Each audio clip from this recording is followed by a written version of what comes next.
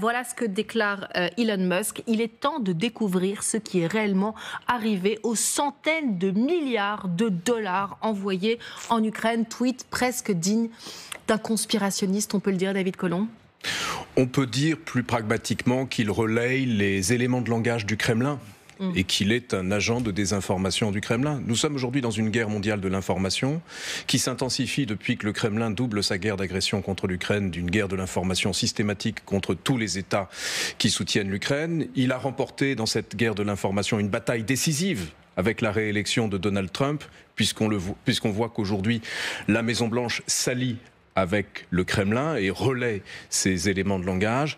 C'est donc aujourd'hui une période intensive de guerre de l'information. Alors justement, vous êtes spécialiste de ces techniques de persuasion. Quand vous voyez justement ces 50 minutes d'altercation entre Volodymyr Zelensky et Donald Trump, est-ce que vous pensez que Donald Trump ou J.D. Vance, tout du moins le vice-président, a poussé Volodymyr Zelensky à perdre ses nerfs ou juste qu'il s'agit d'un dérapage incontrôlé comme ça?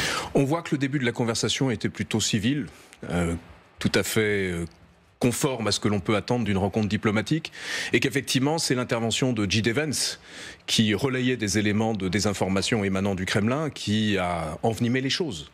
Et c'est ce qui conduit certains analystes à considérer qu'il s'agissait d'un guet-apens pour mettre en scène la réalité qui est celle d'un tournant historique, diplomatiquement parlant, ce moment où les États-Unis se sont alliés au Kremlin. Je donnerai juste 2 éléments factuels pour vous aider à comprendre ce qui se passe.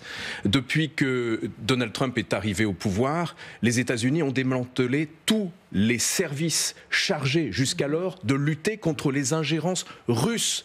Il s'agit des services de contre-ingérence au sein du FBI, il s'agit des services de contre-ingérence du département d'État, il s'agit des services de contre-ingérence également cybernétique de CISA.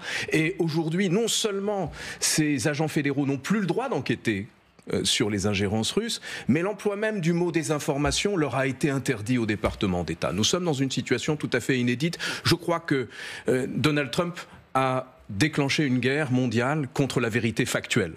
Justement, en parlant de la vérité factuelle, ce qui est intéressant aussi, c'est de savoir que, et là aussi c'est historique, il y avait des agences de journalisme, comme par exemple AP, qui n'étaient pas accréditées justement à cette réunion, qui avait été bannie, on peut le dire, par Donald Trump, parce qu'elle n'avait pas voulu appeler le golfe du Mexique le golfe de l'Amérique, et au contraire, d'autres journalistes avaient été accrédités par Donald Trump. Vous allez voir qu'il y en a un qui s'est fait remarquer, il vient d'un journal plutôt conservateur, MAGA, on peut le dire, et il a osé poser une question à Volodymyr Zelensky. Écoutez. Pourquoi vous ne portez pas un costume? Vous êtes le plus haut fonctionnaire de ce pays. Vous refusez de porter un costume? Est-ce que vous détenez un costume? Il y a beaucoup d'Américains pour qui cela pose problème que vous ne portiez pas de costume. Je porterai un costume quand cette guerre sera terminée. Peut-être un costume comme le vôtre. Peut-être un meilleur, ou pas. Je ne sais pas, on verra. Peut-être quelque chose de moins cher. David Collomb, que dire justement de ce nouveau tri entre les journalistes accrédités ou pas au bureau ovale? D'abord, je rappellerai que Churchill, lorsqu'il est venu solliciter l'aide des États-Unis en 1942, ne portait pas non plus de costume. Je rappellerai qu'Elon Musk ne porte jamais de costume et que personne ne le lui fait remarquer à la Maison-Blanche. Maintenant, le tournant historique, c'est cette décision prise par la Maison-Blanche de choisir désormais les journalistes qui auraient accès au président. C'est inédit depuis la fin du mandat Nixon, et cela s'est traduit par cet événement assez rare qui a été la présence inopinée, semble-t-il, du correspondant de l'agence d'État russe TASS à la Maison-Blanche, tandis qu'en avait été écarté non seulement AP, mais Reuters, les 2 grandes agences de presse mondiale. Donc il y avait un correspondant russe dans ce bureau ovale, qui avait été donc accrédité par la Maison-Blanche? Alors, la Maison-Blanche dément... Parce que ça a été démenti, justement. La Maison-Blanche dément avoir autorisé cette personne à entrer au bureau ovale, ce qui fait alors planer des doutes sur la sécurité de la Maison-Blanche. Il a été exfiltré par le Secret Service. Mais en tout cas, quand on parle de guerre contre la vérité factuelle, elle commence par le choix des journalistes qui accèdent à l'information. Le fait que des journalistes proches de mouvements conspirationnistes, tels que celui que vous avez cité, soient désormais accrédités au plus haut niveau, est le reflet de l'avènement aujourd'hui aux États-Unis d'une conspicratie.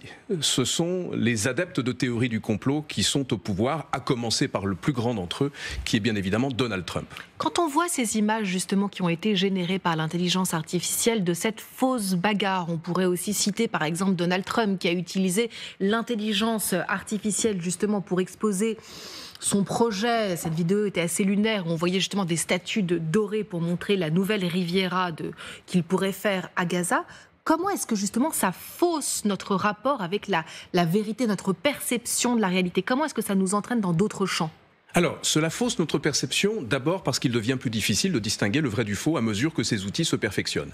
Mais cela fausse aussi nos perceptions parce que ces outils d'intelligence artificielle sont utilisés pour inonder l'espace informationnel de contenu de désinformation jusqu'à fausser mécaniquement, automatiquement en quelque sorte, les résultats des moteurs de recherche, les résultats des chatbots. De sorte que nous assistons aujourd'hui à une fragilisation inédite de nos environnements informationnels par une pollution poussée par des acteurs malveillants, le plus actif en la matière étant le Kremlin, puisque 2 rapports récents font état de l'utilisation systématique de l'IA pour polluer les espaces informationnels occidentaux.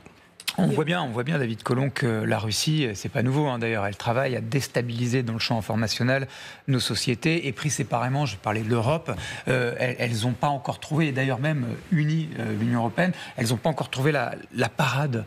Pour autant, le phénomène n'est pas nouveau. Comment est-ce que vous l'expliquez et qu'est-ce qu'on peut faire ? Ce qu'on peut faire aujourd'hui, c'est renforcer les moyens de lutter contre les campagnes d'ingérence et de désinformation. On voit bien aujourd'hui qu'en Europe, nous faisons face à un nombre d'acteurs malveillants plus nombreux qu'auparavant. Qui aurait pu imaginer, ne serait-ce qu'il y a 1 an, que les États-Unis deviendraient un acteur de l'ingérence dans les élections européennes? Qui pouvait imaginer qu'une plateforme comme X serait un outil de déstabilisation? Qui aurait pu imaginer que des élections comme celles qui se sont déroulées en Roumanie auraient pu être déstabilisées par TikTok? Nous devons donc renforcer nos moyens de protection de nos espaces informationnels. Nous devons en même temps renforcer le système immunitaire au sein de nos démocraties.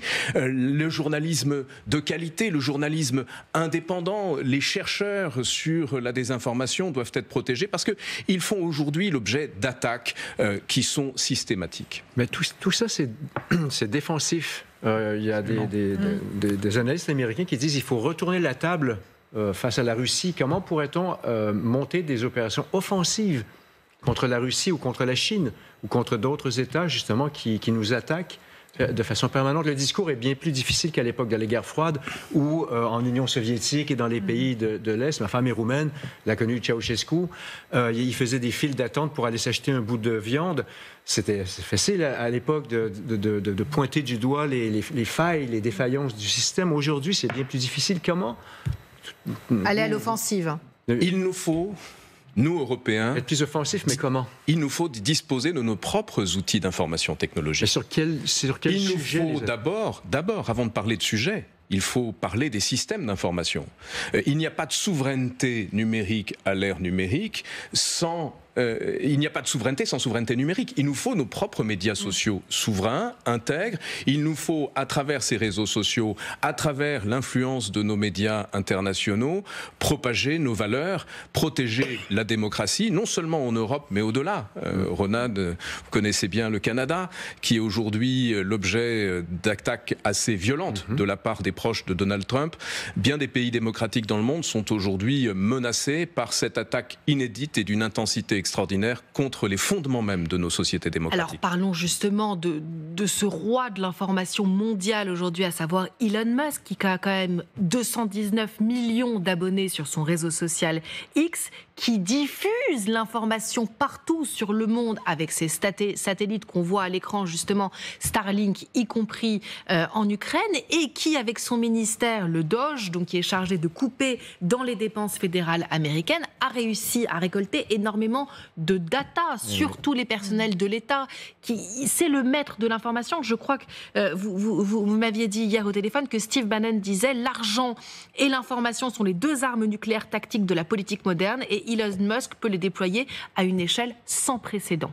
Et ce, alors même que Bannon déteste Elon Musk et est en guerre ouverte contre lui, comme le reflétait récemment son discours à CPAC. Bannon, donc le gourou d'extrême droite qui a un temps a porté Donald Trump au pouvoir. Qui a un temps porté Donald Trump au pouvoir en 2016 et qui aujourd'hui se pose en l'équivalent trumpien d'un Goebbels pour Hitler, un propagandiste en chef, lui qui, je parle de Bannon, ne s'est jamais caché de son admiration pour Leni Riefenstahl et qui est un propagandiste parmi les plus doués de ce siècle. Aujourd'hui, Musk présente un défi tout particulier dans la mesure où X n'est pas la plateforme qui compte le plus grand nombre d'utilisateurs dans le monde, mais c'est celle qui compte le plus grand nombre de journalistes, de décideurs, d'experts. La bataille pour ce qui se dit sur X, c'est la bataille pour l'agenda médiatique, c'est la bataille des récits, c'est la bataille des perceptions. Et il a faussé le jeu depuis son arrivée au pouvoir en faisant modifier les algorithmes de la plateforme pour que son profil soit visible de tous les profils sur la plateforme, y compris ceux qui ne sont pas abonnés à son compte, et pour que chacun de ses tweets soit amplifié d'un facteur 1000, de sorte que la voix d'Elon Musk est pratiquement incontournable sur une plateforme dont il est le propriétaire. Pour vous, on peut parler d'une propagande moderne, d'une bataille de propagande en ce moment ? On peut parler d'une arme de désinformation massive à une échelle inédite. Quand vous songez qu'entre juillet et octobre, les tweets d'Elon Musk ont été vus 17 milliards de fois, c'est proprement vertigineux. Non seulement il dispose de la capacité de parler plus fort que tout le monde et de toucher pratiquement toutes les oreilles et d'imposer ses thèmes, y compris dans des émissions comme la vôtre, mais il a la capacité, grâce à l'argent qui est le sien, de passer à une échelle nouvelle les campagnes d'ingérence électorale. On aura peut-être un jour le temps de revenir sur ce qui s'est passé dans cette élection de novembre. Le rôle de Musk mérite d'être étudié avec soin parce que, pour ma part, je ne doute pas qu'il ait joué un rôle considérable dans le basculement des trois États clés qui ont décidé de l'élection.